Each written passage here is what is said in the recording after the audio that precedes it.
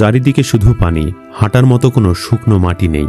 এমন এক পরিস্থিতিতে একটা পরিবারকে তাদের প্রিয়জনের মরদেহ কয়েকটা কলাগাছ বেঁধে বানানো ভেলার ওপর রেখে পানির স্রোতে ভাসিয়ে দিতে হয়েছে।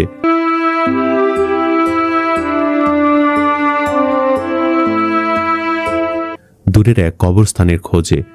এটা কোনো সিনেমার দৃশ্য না, এটা ঘটেছে 2026 সালের জুলাই মাসে চট্টগ্রামের সাতকানিয়ায় বাস্তবে।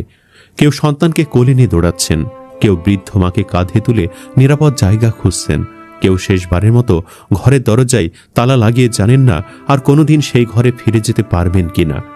চট্টগ্রামের বিভিন্ন এলাকা, বিশেষ করে সাতকানিয়া, লোহাগাড়া, চান্দনাই সহ আশপাশের জনপদ প্রকৃতির নির্মম রূপের সামনে যেন একেবারে অসহায় হয়ে পড়েছে।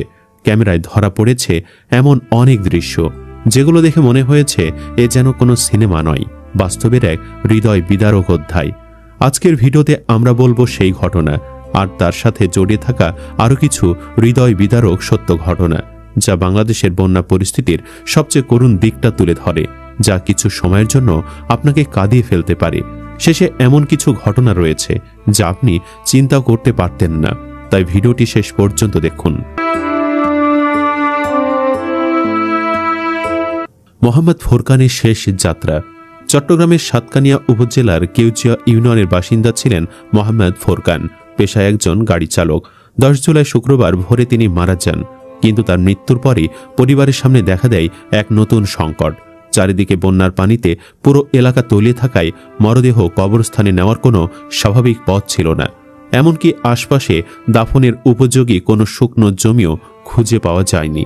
শেষ পর্যন্ত স্বজন ও স্থানীয়দের সহযোগিতায় কয়েকটা কলাগাছ একসাথে বেঁধে একটা অস্থায়ী ভেলা তৈরি করা হয়।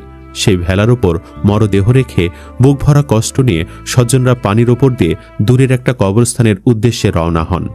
দীর্ঘ পথ পাড়ি দিয়ে সেখানে জানাজা শেষে দাফন সম্পূর্ণ করা হয়।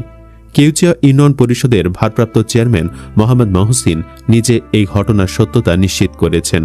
এই ভেলায় মরদেহ নিয়ে যাওয়ার দৃশ্যের একটা ভিডিও সামাজিক যোগাযোগ মাধ্যমে ছড়িয়ে পড়ার পর মুহূর্তেই তা ভাইরাল হয়ে যায়। সারা দেশের মানুষ এই একটা দৃশ্যেই বুঝে যান চট্টগ্রামের এই মুহূর্তের বাস্তবতা ঠিক কতটা ভয়াবহ। এই একটা ঘটনা বিচ্ছিন্ন কিছু না। দুর্যোগ ব্যবস্থাপনা ও ত্রাণ মন্ত্রণালয়ের হিসাব অনুযায়ী এই বন্যায় ক্ষতিগ্রস্ত 7টা জেলায় মৃতের সংখ্যা দাঁড়িয়েছে 39 জনে। এর মধ্যে সবচেয়ে বেশি প্রাণহানি হয়েছে কক্সবাজারে। 13 জন রোহিঙ্গা শরণার্থী সহ 23 জন মারা গেছেন সেখানে। চট্টগ্রামে 8 জন